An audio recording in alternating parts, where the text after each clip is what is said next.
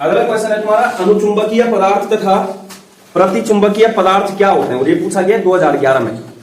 ठीक है, हमने जो है पहले चैप्टर में भी पढ़ रखा है, और जो तुम्हारा लास्ट चैप्टर है कौन सा, जो तुम्हारा क्या है डी एंड एफ ब्लॉक में, वहां पर भी आया होगा चुंबकीय गुण में। ठीक है, 8वां चैप्टर है वो। लास्ट वाला क्या उपचय संयोजी यौगिक है, उससे पहले कौन सा डी एंड एफ ब्लॉक, तो वहां पे हमने क्या पढ़ा था चुंबकीय गुण। ठीक है, तो चुंबकीय गुण पढ़ना है तो कौन कौन से आए थे वहां पर, प्रतिचुंबकीय और अनुचुंबकीय आए थे कि कौन प्रतिचुंबकीय होगा कौन अनुचुंबकीय। लेकिन यहां पर क्या पहले चैप्टर का है।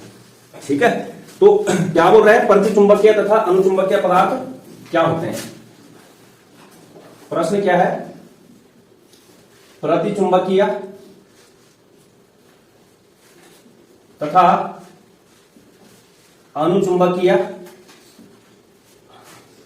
चुंबकीय पदार्थ क्या होते हैं। ये क्वेश्चन पूछा गया तुम्हारा 2011 में, 2011 में उत्तराखंड बोर्ड ने क्या किया, इसको 2011 में पूछा है। तो एक्चुअल में यहां पर ये जो क्वेश्चन है, अगर तुमने ठोसों का चुंबकीय गुण पढ़ाया था मैंने वहां पर। ठीक है, तुम्हें पता है कि जो एक परमाणु होता है उसमें क्या होता है, जो इलेक्ट्रॉन होते हैं, तो वो इलेक्ट्रॉन क्या करता है, बहुत छोटे चुंबक की भांति कार्य करता है। ठीक है, प्रत्येक जो परमाणु होता है वो क्या करता है, जो प्रत्येक परमाणु में उपस्थित इलेक्ट्रॉन होता है वो क्या करता है, टाइनी मैग्नेट की तरह व्यवहार करता है, यानी सूक्ष्म चुंबक की भांति व्यवहार करता है। इसीलिए वहां पर क्या होता है, ये चुंबकीय गुण होते हैं। इसलिए क्या बोला था हमने, दो प्रकार की गतियां होती है, एक तो अपने अक्ष पर घूमता है अपने अक्ष पर, है ना, और एक क्या करता है, नाभिक के चारों ओर जो घूम ही रहा है। ठीक है, जो इलेक्ट्रॉन होता है वो क्या करता है, एक तो क्या करता है, इलेक्ट्रॉन नाभिक के चारों ओर चक्कर लगाता है। ठीक है, ये लगा रहा है, लेकिन इलेक्ट्रॉन क्या करता है, एक अपने अक्ष पर भी गति करता है, अपने ही अक्ष पर। तो इन दो प्रकार की गतियों के कारण क्या उत्पन्न हो जाता है, चुंबकीय आघूर्ण उत्पन्न होता है। यानी कि चुंबकीय आघूर्ण की जो उत्पत्ति का कारण है वो एक नाभिक के चारों ओर कक्षकीय गति बोलते हैं, ऑर्बिटल मोशन बोलते हैं इसको, और दूसरा क्या है, अपने अक्ष के चारों ओर चक्रण गति, स्पिन मोशन बोलते हैं।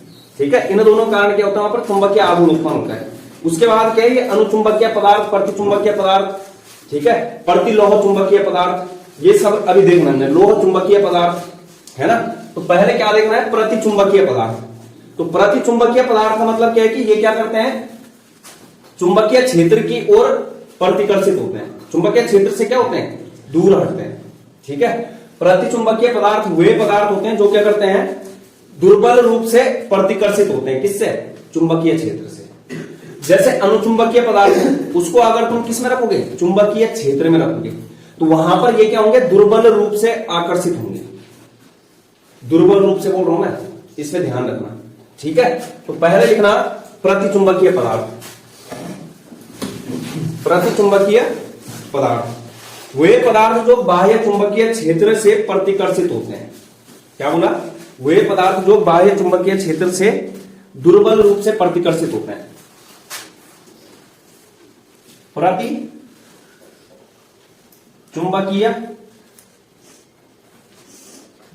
पदार्थ, इसमें पहला पॉइंट क्या है, पदार्थ जो बाह्य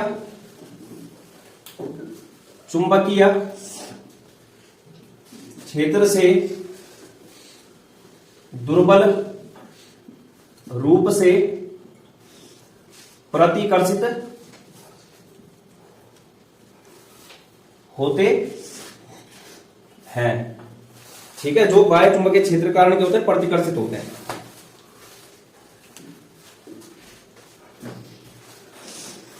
तो दूसरा मैंने वहां पर जब 8वां चैप्टर था, मैंने कहा था अगर अयुग्मित इलेक्ट्रॉन होगा तो किसकी निशानी है, अनुचुंबकीय। अगर इलेक्ट्रॉन क्या होंगे वहां पर युग्मित होंगे तो वो किसकी निशानी थी, प्रतिचुंबकीय। तो कहने का मतलब प्रतिकर्षित होने का कारण क्या था कि यहां पर क्या होता है, इनके पास सारे के सारे जो इलेक्ट्रॉन होते हैं वो क्या होते हैं, युग्मित होते हैं।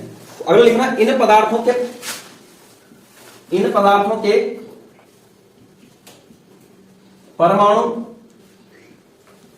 कौमा अणु या आयनों में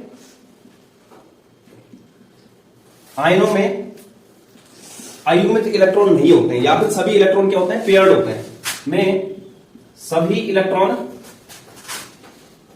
युग्मित होते हैं। तो युग्मित होने का मतलब क्या है कि इस तरीके से होता है, जैसे ये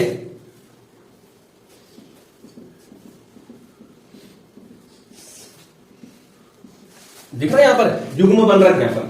तो इलेक्ट्रॉन के युग्मन के कारण क्या हो जाता है, जो एक दूसरे के विपरीत चक्रण वाले इलेक्ट्रॉन है वो एक दूसरे के प्रभाव को क्या कर देते हैं, समाप्त कर देते हैं।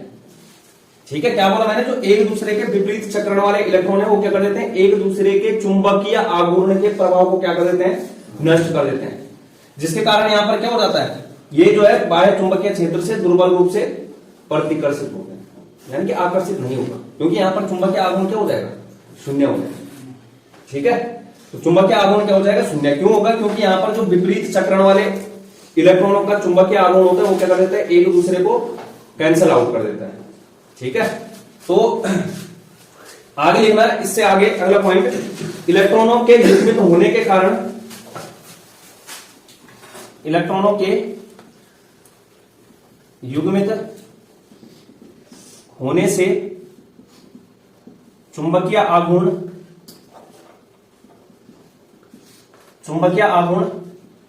समाप्त हो जाता है।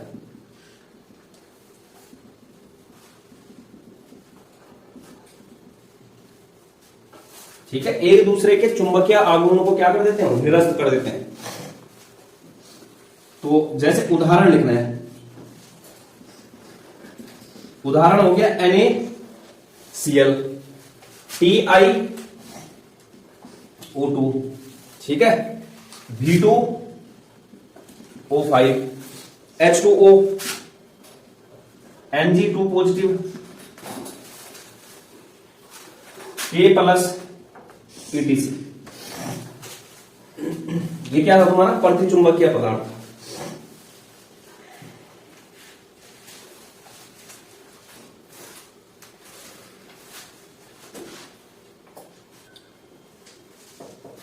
इसके बाद देखो अनुचुंबकीय पदार्थ है, कौन सा है, अनुचुंबकीय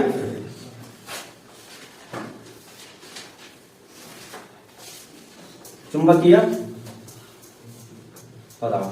तो पदार्थ जो बाह्य चुंबकीय क्षेत्र की ओर क्या होते हैं, दुर्बल रूप से आकर्षित होते हैं। पहला पॉइंट क्या है, पदार्थ जो बाह्य चुंबकीय क्षेत्र की ओर दुर्बल रूप से आकर्षित होते हैं। दुर्बल रूप से क्या होते हैं, आकर्षित होते हैं। उन्हें क्या बोला जाता है, पैरामैग्नेटिक सब्सटेंस बोला जाता है इनको।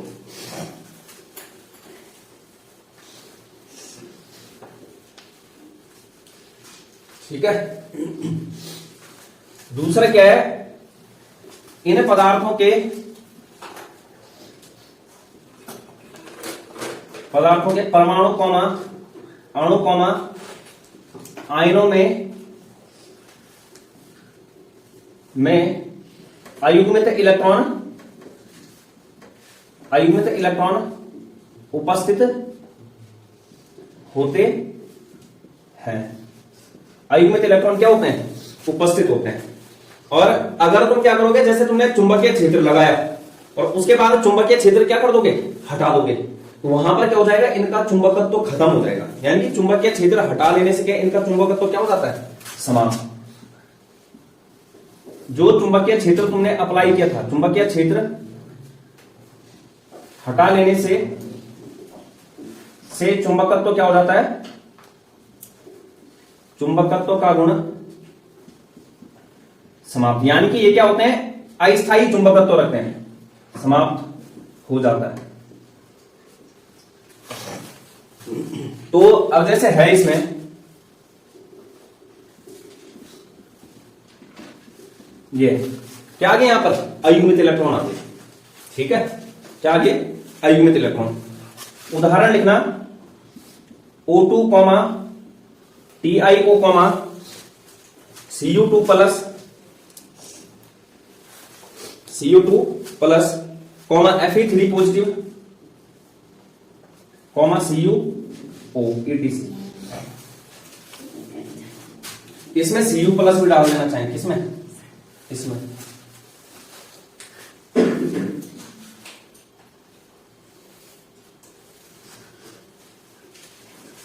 अब यहां पर देखो Cu प्लस क्या है तुम्हारा, प्रतिचुंबकीय पदार्थ है, लेकिन जो तुम्हारा क्या है Cu2 प्लस है वो क्या है, अनुचुंबकीय। तो ये है मतलब, ठीक है, इस तरीके से समझाना होता है ये।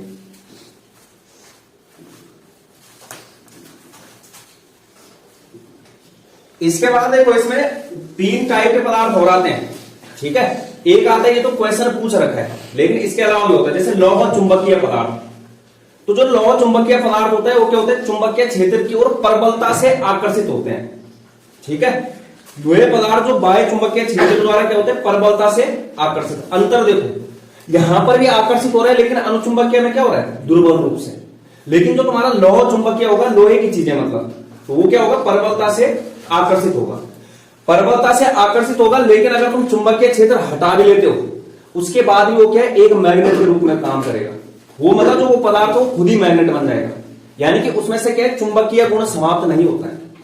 इसमें क्या है कि पदार्थ जो बाह्य चुंबकीय क्षेत्र की ओर दुर्बल रूप से आकर्षित होता है। लौह चुंबकीय में क्या है, जो प्रबलता से आकर्षित होता है। इसमें क्या हो रहा है, चुंबकीय क्षेत्र हटा लेने के बाद चुंबकीय गुण क्या हो जा रहा है, खत्म। लेकिन उसमें नहीं होता है, वो क्या हो जाता है, एक चुंबकीय बन जाता है, ठीक है। तो इसके बाद लिख लो इनको, लौह चुंबकीय पदार्थ, लौह चुंबकीय पदार्थ, लौह चुंबकीय फेरोमैग्नेटिक सब्सटेंस बोलते हैं, लौह चुंबकीय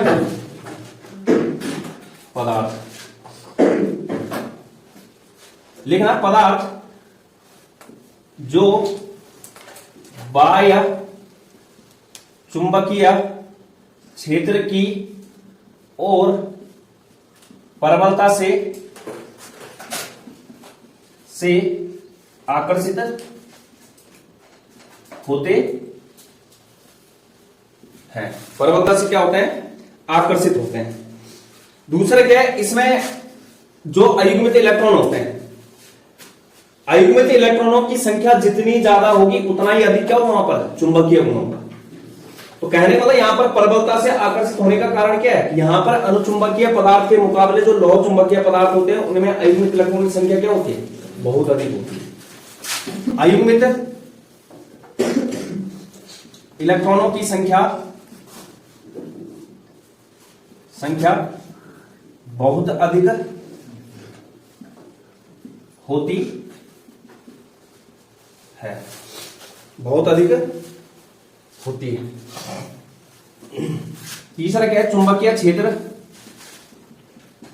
हटा लेने के बाद भी चुंबकत्व समाप्त नहीं होता, चुंबकत्व समाप्त नहीं होता है, ठीक है, समाप्त नहीं होता है। उदाहरण जैसे इसके हैं, Fe हो गया, निकिल हो गया, ठीक है, CO हो गया, कोबाल्ट, CrO2 आदि। इसमें क्या होता है, अयुग्मित इलेक्ट्रॉन बहुत ज्यादा,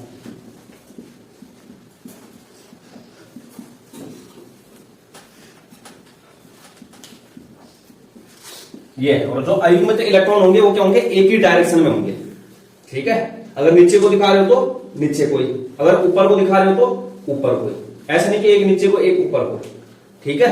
यानी कि जो अयुग्मित इलेक्ट्रॉनों का संरेखण बोलते हैं, इसको अलाइनमेंट होता है, वो क्या होता है, एक ही दिशा में होता है।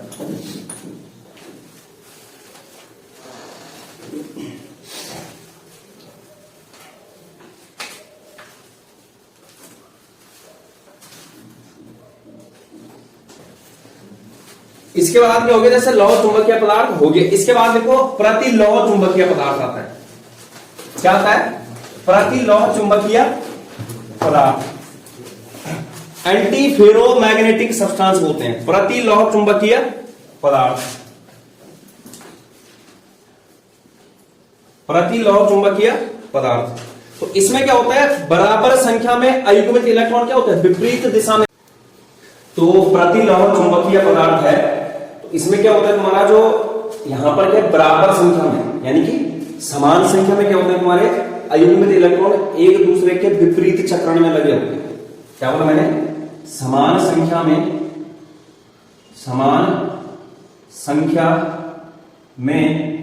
अयुग्मित इलेक्ट्रॉन विपरीत चक्रण में स्थित बोलो, या फिर संरेखित, अलाइनमेंट बोलते हैं इसको, संरेखित होते हैं। अगर यहां पर क्या होगा, समान संख्या में, कहने का मतलब क्या है कि अगर 10 इलेक्ट्रॉन अपवर्ड डायरेक्शन में है, यानी कि क्लॉकवाइज डायरेक्शन में है, तो 10 क्या होंगे, एंटी क्लॉकवाइज डायरेक्शन। कहने का मतलब वो क्या कर देंगे, विपरीत चक्रण वाले होंगे, लेकिन होंगे कैसे, अयुग्मित इलेक्ट्रॉन। ठीक है, कैसे होंगे, अयुग्मित इलेक्ट्रॉन। तो कहने का मतलब समान संख्या में, अगर क्या है 20 अपवर्ड डायरेक्शन में, तो 20 क्या होंगे डाउनवर्ड में, वो एक दूसरे के चुंबकीय आघूर्ण को क्या कर देंगे, समाप्त कर देंगे। यानी कि यहां पर क्या है, ये प्रतिलोह चुंबकीय पदार्थ होता है जब बराबर संख्या में अयुग्मित इलेक्ट्रॉन विपरीत दिशा में स्थित होते हैं। तो विपरीत दिशा में स्थित होने के कारण जो उनका चुंबकीय आघूर्ण होता है वो क्या हो जाता है, एक दूसरे को निरस्त कर देता है। तो यहां पर दूसरा पॉइंट लिखोगे, विपरीत चक्रण के कारण ये इलेक्ट्रॉन एक दूसरे के प्रभाव को समाप्त कर देते हैं। कहने का मतलब इस तरीके से होगा, upward direction downward direction, upward direction downward, upward direction downward, upward direction, इस तरीके से।